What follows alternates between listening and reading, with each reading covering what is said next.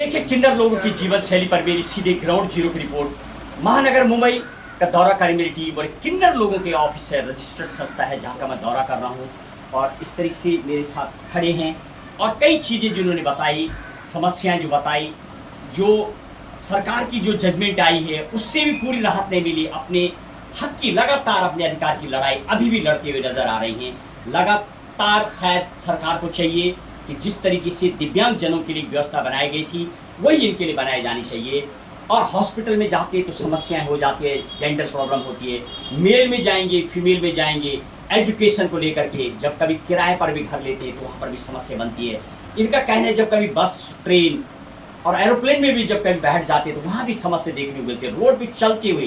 तो ये जो सामाजिक बुराई है इसको दूर करने के लिए शायद शिक्षा के माध्यम से जब वास्तविक ही लोगों को ज्ञान दिया जाएगा तब ये समस्या से निजात मिलेगी। जैसे मैं बातचीत कर रहा था, क्या बोलना चाहेगा आखिरी शब्दों में, क्या वो जो जजमेंट आई थी उसके बाद कुछ बदलाव आए हैं क्या?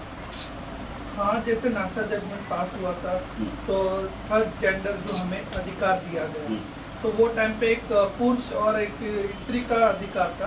तो जैसे आधार कार्ड में हमारा लिंक हुआ, पैन कार्ड में हुआ और कई बैंकों ने हमारा लिंक कराया और ऐसे धीरे धीरे करके हमारा और जगह भी आगे होएगा।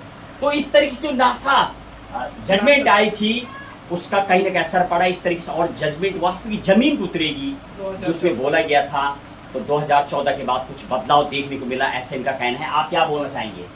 मेरा कहने का मतलब ये, जब जजमेंट आया था तो उसमें बहुत से ऐसे वादे किए गए थे कि मेडिकल सर्विस होगी, हमें ट्रेन में आरक्षण होगा, जैसे ट्रेन में मेल फीमेल डब्बा होता है वैसे ट्रांसजेंडर का डब्बा भी होगा, लोकल बाथरूम होंगे, टॉयलेट्स होंगे, जो शौचालय रोड पे होते हैं वो होंगे, और एजुकेशन सिस्टम्स में आरक्षण होगी। बट फिलहाल देखा जाए तो हमारे लिए वैसा कुछ भी नहीं है, जैसे नॉर्मल एक पॉलिसी भी नहीं है कि जहाँ पे हो पाएगा। वास्तविक ही इनके लिए कुछ एक पॉलिसी हो, एक बीमा हो, एक अलग व्यवस्था हो जैसे कि मेल फीमेल की होती है। और समस्या कहाँ पर आती है? एक और मुझे किन्नर मिली है जो कहनी हॉस्पिटल में जब गई तो उनसे बहुत समस्या बीती है, वो थोड़ा बताएंगे।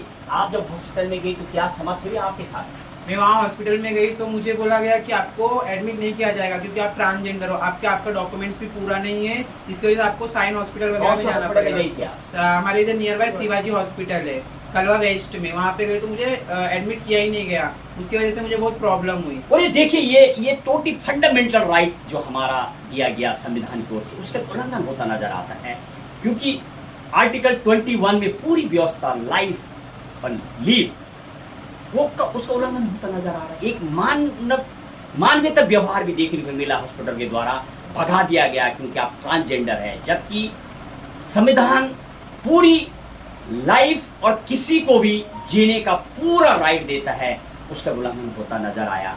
कहीं ना कहीं इनको वास्तविक न्याय मिलना चाहिए। जब फंडामेंटल ड्यूटीज बनाई गई, फंडामेंटल राइट्स दिए गए, संविधान देता है तो आखिर वो उल्लंघन होता क्यों नजर आता है?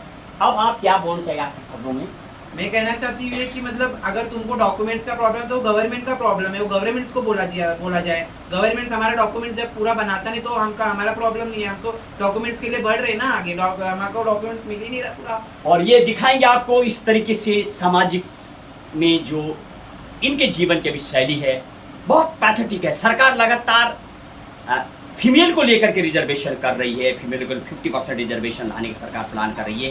तो ये किस कैटेगरी में आएंगे? इनको कैसे न्याय मिलेगा? अभी शायद सरकार उस ओर ध्यान नहीं दे रही है क्योंकि लड़ नहीं पा रहे। कभी इनकी आवाज़ आएगी, शायद इनको भी बहुत बड़े आंदोलन करने होंगे।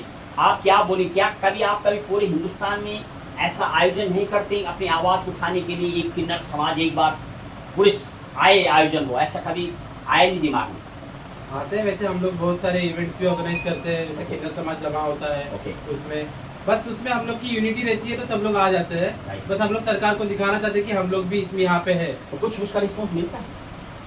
कभी भी मिलता है, कोई लोग आ जाते हैं कुछ समाज सेवा सुधार थोड़ा सा देखने के लिए, बातचीत करते हैं, हाय करते चले जाते हैं। चलिए बहुत बहुत धन्यवाद। ये थे आज मेरे साथ किन्नर लोग, और देखिए किन्नर लोगों के जीवन शैली पर जिससे वो जूझ रहे समाज में उस पर दिखाएंगे आपको, और कई जगह का दौरा करेंगे, बताएंगे उनकी समस्या को लेकर के। जय हिंद, जय भारत, बहुत बहुत धन्यवाद। नमस्ते नमस्ते, किया जाए हमारे लिए, इंसाफ किया जाए हमें।